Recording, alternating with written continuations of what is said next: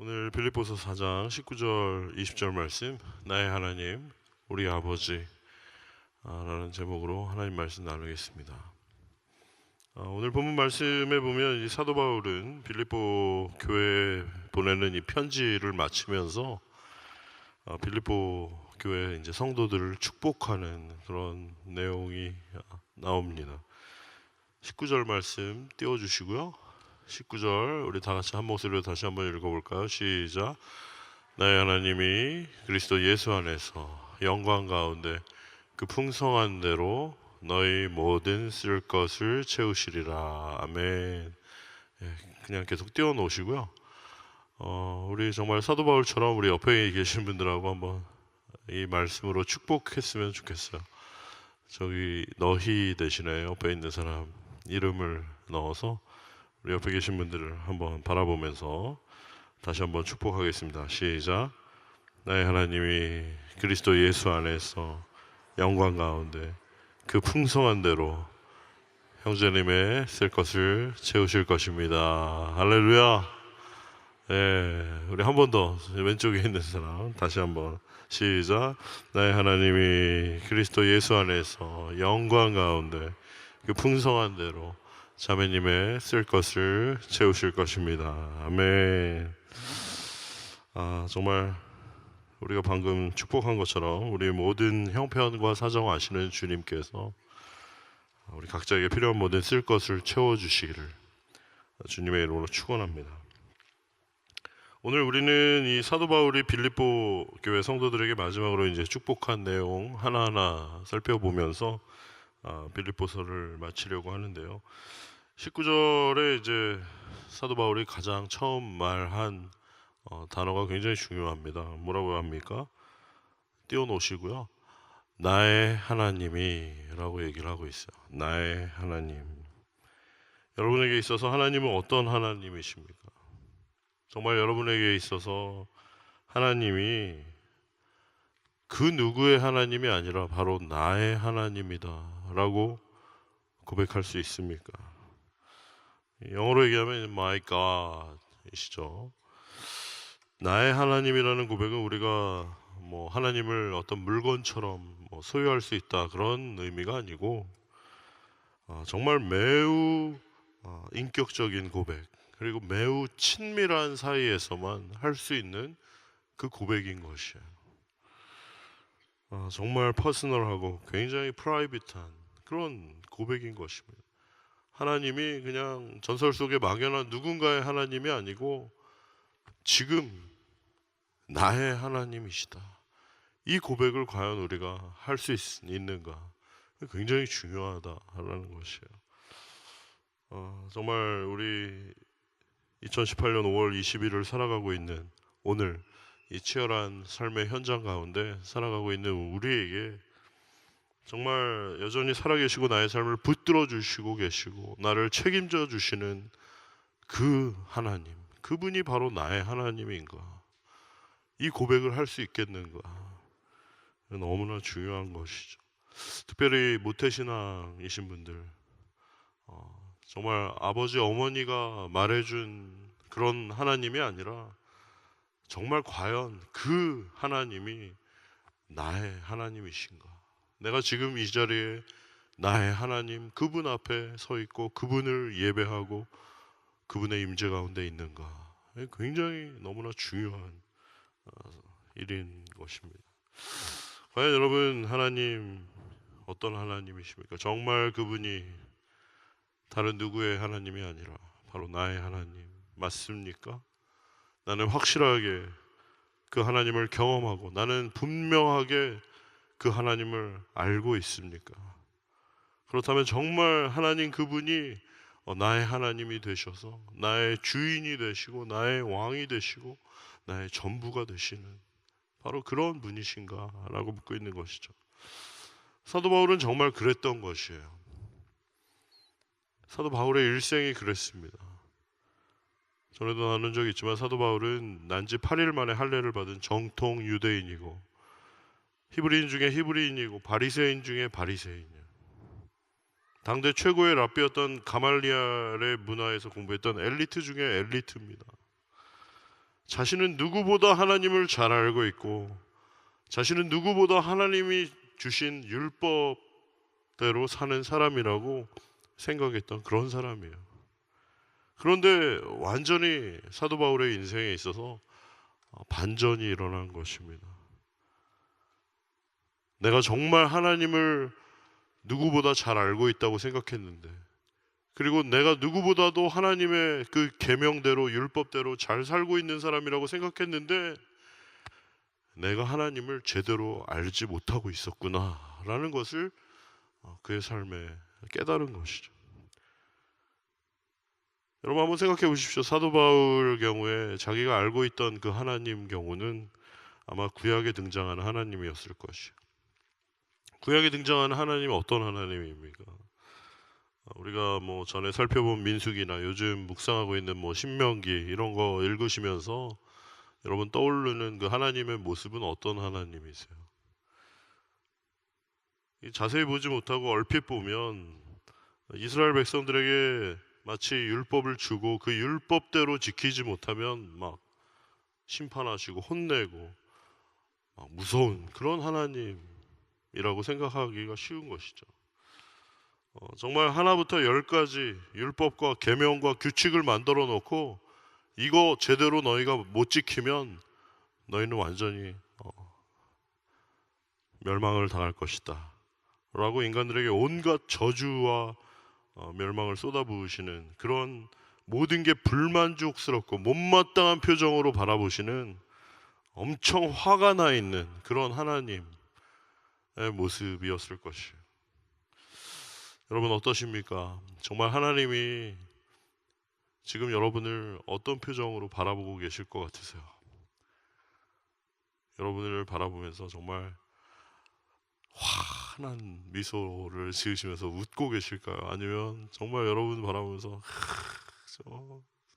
인상 쓰면서 좀 못마땅한 표정으로 굉장히 찡그리고 계실까?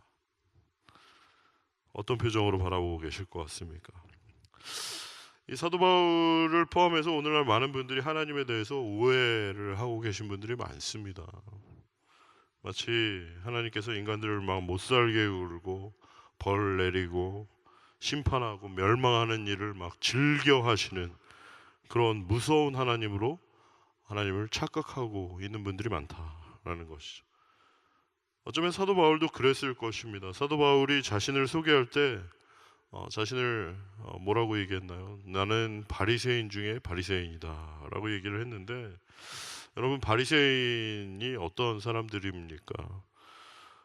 우리가 바리새인 생각하면 너무 쉽게 저 외식하는 놈들, 저 아주 못된 놈들, 나쁜 놈들 이렇게 이제 일단 너무 쉽게 생각을 하는 경향이 있지만 사실 그렇게 단순하게 생각하기에는 바리새인들이 원래 처음부터는 그렇지 않았다라는 것을 우리가 좀 알 필요가 있어요. 바리새라는 말 자체가 분리되다라는 그런 뜻을 가지고 있습니다. 히브리어로 페루심이라는 말에서 비롯된 것인데, 그것은 철저하게 율법에서 깨끗하다고 하지 않은 것들, 그 모든 것들로부터 분리가 되는 그런 태도에서 유래된 말이에요. 이 바리새인들은 율법을 가장 엄격하게 지키는 사람들로 유명했습니다. 심지어 일주일에 2번씩 금식하면서 어떻게 해서든지 철저하게 하나님의 그 율법대로 살아가려고 하는 그런 사람들이었던 것이죠. 도대체 왜 그 바리새인들이 그럼 그렇게 철저하게 하나님의 율법을 지키려고 했던 것일까? 그것은 바로 그들의 조상의 역사를 알고 있었기 때문이에요.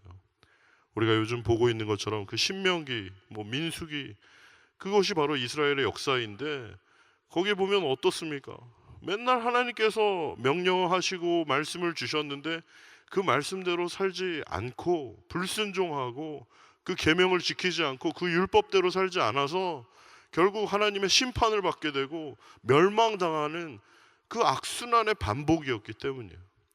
그리고 또 회개하고, 그럼 하나님 용서해 주셨는데 좀 제대로 하나 싶었는데 또 결국에는 하나님 말씀대로 살지 않고 율법대로 살지 않고 또 하나님의 심판을 받고 멸망을 당하고 또 울면서 회개하고 잘못했다고 하나님께 돌아오고 하나님은 다시 용서해 주시지만 또 죄를 짓고 이 계속 악의 순환이었던 것이. 그러니까 제발 우리는 그런 악순환을 반복하지 말자. 우리나라가 지금까지 이렇게 멸망했던 거 알고 보면 다 하나님의 말씀대로 살지 않았기 때문이잖아. 하나님 명령을 지키지 않았기 때문이니까 우리 제발 그런 되풀이를 하지 말자. 그러니 어떻게 해서든지 하나님 말씀을 철저하게 지키자라고 그런 순수한 마음에서 정말 처음에는 그렇게 시작한 사람들이 바로 이 바리새인들이었다는 것이. 그런데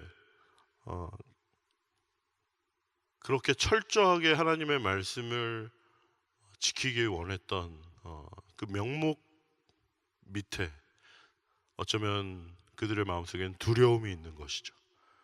내가 이렇게 지키지 못하면 또다시 멸망을 당하고 또다시 하나님의 심판을 받게 된다라는 그 두려움과 무서움이 그들 마음 가운데 있었던 것이에요. 그러니까 하나님에 대해서 생각하면 굉장히 두렵고 무섭고 심판하시는 그런 하나님, 항상 우리의 모습을 보면서 못마땅하고 불만족스러운 표정으로 째려보고 있는 그런 하나님을 이제 생각하게 되는 것이에요.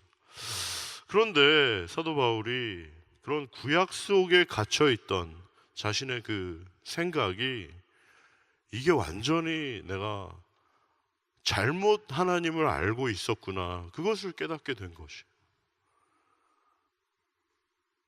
왜 그렇습니까?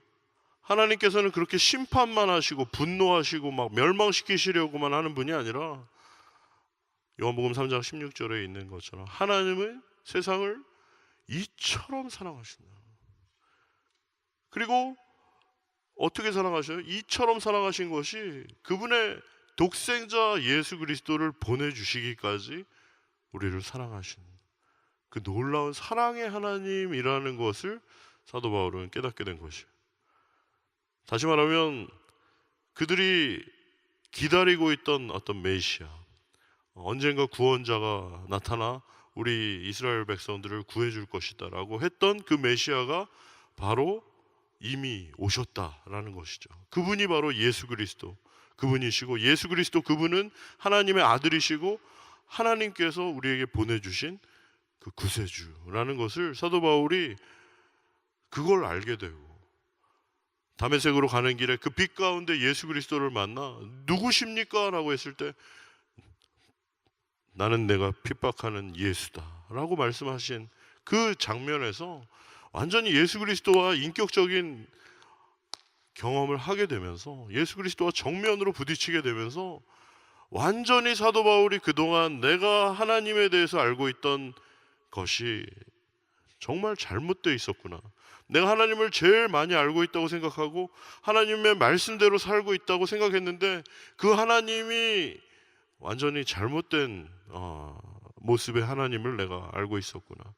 그분은 정말 사랑의 하나님이시고 그 사랑으로 보내주신 그 독생자 예수 그리스도 그분이 바로 하나님이시며 메시아구나, 그분이 나의 왕이시고 그분이 나의 주인이시구나 라는 것을 완전히 경험하면서 인생의 완전 터닝 포인트가 일어난 것이죠. 그러면서 자기가 그동안 알고 있던 모든 하나님에 대한 이미지가 사라지고, 또 자기가 하나님에 대해서 잘 알고 있다고 생각했는데 내가 전혀 잘못 하나님을 오해하고 있었다라는 것을 깨닫게 되면서 다시 한번 완전히 그 삶이 변화되어 이제는 예수 그리스도 그분이 나의 하나님이시고 그분이 나의 주인이시고 그분이 나의 왕이신 것을 고백하게 되고 그분을 위해 살게 되고 그분만으로 만족하게 되는 그런 놀라운 삶의 변화가 있게 된 것입니다. 그래서 결국 사도 바울이 고백하게 된 말이 나의 하나님이라는 말이에요. 나의 하나님이라는 말을 원어의 헬라어로 보면 데오스 무라고 됩니다. 데오스가 하나님이라는 뜻이고 무라는 게 나의라는 소유격을 말하는. 그러니 사도 바울이 지금 말하고 있는 데오스 무라는 말은 정말 놀라운 표현이 아닐 수 없습니다.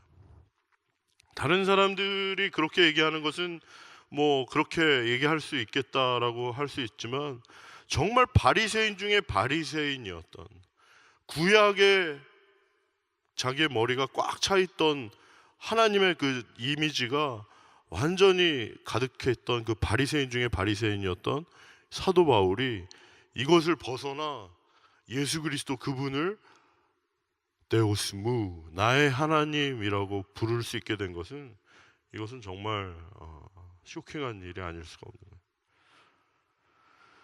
이것은 다윗 역시 그랬습니다. 여러분, 시편 23편에 다윗이 뭐라고 고백합니까? 여호와는 나의 목자시니 라고 얘기를 하고 있어요. 사실 우리나라 사람들도 이제 우리라는 표현을 더 즐겨 쓰고 자주 쓰는 편 아닙니까? 뭐 나의 집이라고 하죠. 우리 집이라고 그러고, 뭐 소개를 할 때도 자꾸 뭐 우리 교회, 뭐 우리 학교, 뭐 이런 식으로 항상 우리라는 표현을 즐겨 쓰는데, 그 히브리 민족들도 원래 그랬어요. 팔레스타인에 사는 그 많은 사람들도 원래는 그 우리라는 그런 표현을 많이 주로 씁니다. 그런데 지금 다윗은 시편 23편에서 우리 하나님이라고 얘기를 하지 않고 완전히 1인칭 표현을 써서 나의 목자시니, 여호와 하나님이 우리의 목자가 아니라 여호와 하나님이 나의 목자시다 라고 1인칭 표현을 쓰고 있다는 거예요.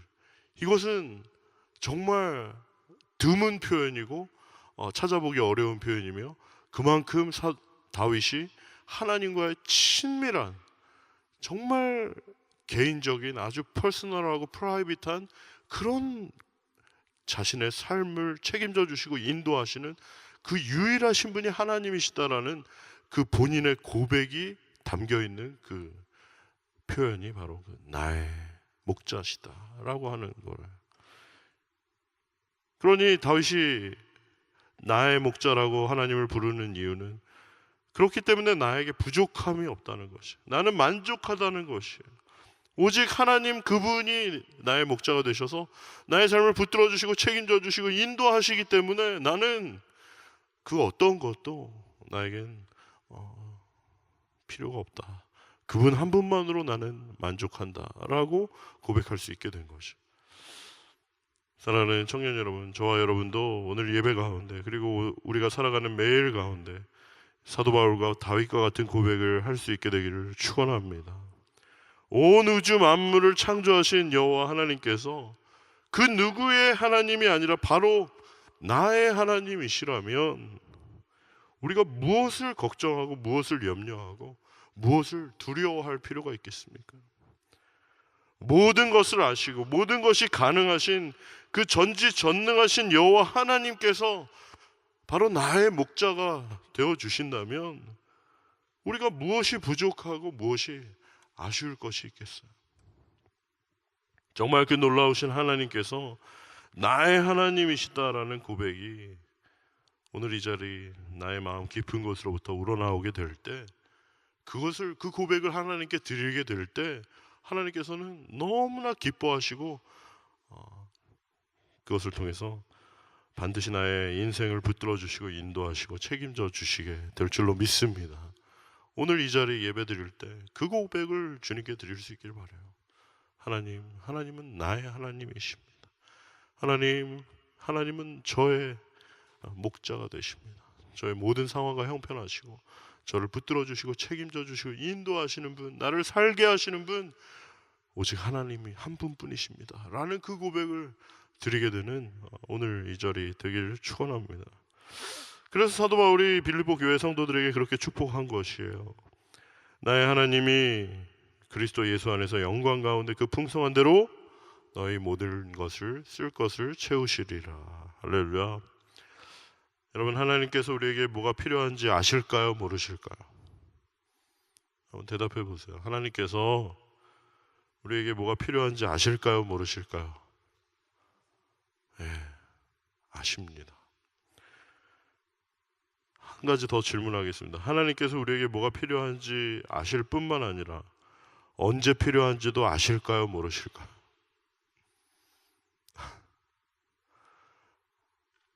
아십니다. 하나님은 내가 무엇이 필요한지 아세요. 그런데 무엇이 필요한지 아실 뿐만 아니라 또 그것이 언제 필요한지 하나님께서는 정확하게 알고 계시다라는 것이, 정말 그것을 우리가 인정할 수 있는 것, 그것을 바로 믿음이라고 얘기하는 것이, 하나님이 나의 상황과 형편을 아시고 나에게 지금 무엇이 필요한지 정확하게 알고 계시고 또 그것이 언제 필요한지도 정확하게 알고 계시다. 하나님이 결코 놓치거나 실수하고 계신 것이 아니고 깜빡하고 계신 것이 아니고 나의 형편과 사정을 아시고 나에게 필요한 것이 무엇인지 정확하게 알고 계시고 그것이 언제 필요한지도 정확하게 알고 계신 분, 그분이 나의 하나님이시다. 그것을 신뢰하고 그것에 대한 믿음을 우리가 가져야 하는 것이죠. 그것이 언제 가능할까요? 그것은 바로 20절에 있는 말씀을 기억할 때 가능합니다. 여러분, 20절 다 같이 한번 읽어보겠습니다. 시작. 하나님 곧 우리 아버지께 세세무궁하도록 영광을 돌릴지어다. 아멘. 하나님, 그분이 누구시라고요? 곧 우리 아버지. 아까 얘기한 것처럼 하나님이 그 누군가의 막연한 하나님이 아니라 바로 나의 하나님이시면서 그 하나님은 어떻게 해서든지 나를 부려먹고 나를 어떻게 써먹으려고 하시는 분이 아니고 철저하게 그분은 나의 아버지이시다. 이것을 우리가 분명하게 알고 고백하게 될 때 그야말로 나의 모든 필요를 아시고 나의 모든 형편을 아시고 나에게 무엇이 필요한지도 아시고 그것이 언제 필요한지도 정확하게 아시고 공급하시는 나의 아버지, 하나님께서 나의 하나님이실 뿐만 아니라 나의 아버지가 되신다는 것을 우리가 깊이 마음 깊은 곳으로부터 고백하고 신뢰할 때 이 고백이 가능해진다라는 것이에요. 제가 자꾸 이제 제 아들 얘기를 많이 해서 이번에 좀 딸 얘기를 한번 해보려고 그러는데, 제 딸은 지금 이어 9입니다. 이어 9. 한국으로 치면 이제 중학교 3학년이죠. 2003년에 이제 호주에서 태어났지만 2008년에 이제 한국으로 건너가서 한국에서부터 유치원부터 이제 중학교 1학년까지 다니다가 작년에 중2 때 호주로 오게 된 거예요. 그러니 얼마나 힘들었겠습니까? 그렇죠? 한국에 살 때 제 딸은 이렇게 학교에 가서 자기가 호주에서 태어났다, 호주에서 자랐다 이런 얘기를 전혀 한 적이 없습니다. 왜 그런 줄 아세요? 영어를 못하니까. 자기가 영어를 못하니까 호주에서 태어났다는지는 호주에서 자랐다는 이런 얘기를 전혀 안 하고 그냥 학교를 다녔어요. 그러다가 이제 전 가족이 다 호주로 이제 돌아가게 됐다고, 호주로 간다 그러니까 이제 친구들이 왜? 왜 호주가? 그래서 사실 나 호주에서 태어났어. 그러니까 애들이 진짜 그런데 이렇게 영어를 못해? 대박 막 이러면서. 그러니까 제 딸은 호주에서 태어났긴 났는데 영어를 못하니까 한국 가 있는 동안 자기는 호주에서 왔다, 호주에서 자랐다 이런 얘기를 전혀 하고 싶지가 않았던 거야. 자기가 영어를 못하니까. 그런데 이제 호주 돌아간다 그러니까 친구들이 막 놀래면서 아 진짜? 너 호주에서 태어났어? 너 호주에서 원래 있다가 왔어? 막 도저히 믿을 수 없다는 듯이. 예. 이제 사춘기인데 얼마나 힘들겠어요. 이제 지난주에 나플란이라는 시험을 봤습니다. 영어 이제 라이팅하고 리딩하고 수학 이런 거 시험 보는 그런 게 있대요. 이제 제가 시험 어땠냐고 그랬더니 아무리 봐도 모르겠길래 찍고 잤다고 그러더라고요. 그래서 제가 잘했다고 그랬더니 정말 쿨한 네, 딸인데 별로 걱정하는 게 없어요. 뭐 내가 좀 영어 못하면 어때? 뭐 얼굴이 예쁜데 뭐 이제 그렇게 생각하는 것 같고 뭐 영어를 못하면 어때? 뭐 나는 성격이 좋은데 뭐 이렇게 생각하는 것 같아요. 아 정말 너무나 이렇게 쿨한 모습에 저희는 할 말이 없지만 그래도 참 제 딸이 굉장히 그래도 참 다행이다 생각되는 거는 이제 지난 주일날 여러분 마더스데이 아니었습니까? 아, 제 자식 자랑하려고 그래가지고 이게 좀 낯간지럽긴 한데 여러분 마더스데이 때 어머니한테 다 이렇게 편지 쓰셨죠? 네, 카드 이렇게 쓰지 않습니까? 근데 이제 마더스데이니까 제 아내한테 제 딸아이가 이제 카드를 썼더라고요. 그래 이제 제 아내가 저에게 카드를 이렇게 보여주는데 그 카드에 이렇게 써 있습니다. 엄마 마더스데이 축하해요. 호주는 이런저런 저런 날이 많아서 편지를 자주 쓰게 되네. 어린이날 청소년 날은 없으면서 왜 엄마 아빠 날은 있는 거야? 요즘 계약해서 나도 힘들지만 엄마 더 힘들지. 항상 미안하게 생각해. 많이 도와주고 싶은데 내가 크면 엄마 아빠한테 진짜 정말 효도할게요. 언제나 엄마 아빠 걱정 근심 없도록 해주고 싶어요. 어, 그때까지만 참아주고 견뎌주세요. 매일매일 변함없이 사랑하는 사람, 가장 행복하게 해주고 싶은 사람, 엄마예요. 사랑하는 딸 민지. 이렇게 카드를 엄마한테 줬더라고요. 그래서 저한테 이제 자랑하길래 같이 읽으면서 야, 우리 딸 영어 못해도 이 정도면 충분하다. 이 정도면 우리 딸 괜찮다. 이제 서로 위로하면서 이렇게 우리 딸 참 괜찮은 딸이구나 이렇게 생각을 했습니다. 여러분 영어 못하면 어떻습니까? 공부 못하면 어때요? 정말 부모님을 이렇게 생각하고 따뜻한 마음이 있다면 그것으로 사실 부모님은 가장 마음이 기쁘고 행복한 것이죠. 우리 하나님과의 우리 관계도 그렇다고 저는 생각합니다. 여러분, 우리 하나님이 우리의 아버지이신 것을 여러분 꼭 기억하십시오. 그분은 우리가 공부 잘할 때만 뭐 착한 일하고 뭐 잘할 때만 좋아하시고 좀 우리가 넘어지고 좀 힘들어하고 잘 못하고 그러면 째려보고 못마땅하게 생각하고 그러는 분이 아니십니다. 정말 매일 큐티하고 뭐 말씀과 기도 가운데 늘 열심히 빼먹지 않고 바리새인처럼 하고 있고 그러면 좋아하시고 요즘 좀 하는구나 뭐 필요한 게 뭐야 뭐 이러시는 분이 아니라 정말 우리 있는 모습 그대로를 하나님 사랑하시고 우리를 받으시고 또 정말 비록 영어 잘 못하는 제 딸이지만 공부 잘 못하는 제 딸이지만 엄마 아빠를 향한 이 진심이 담긴 이 편지 하나 이렇게 엄마 아빠한테 줄 때 뭐 밖에 나가서 천불 만불 벌어오고 이러지 않아도 그냥 제 딸은 그 자체로 너무 사랑스럽고 너무 예쁘고 부모님은 너무나 기쁘고 그 딸을 위해서 뭐 필요한 모든 걸 다 해주고 싶고 그런 마음이 드는 거죠.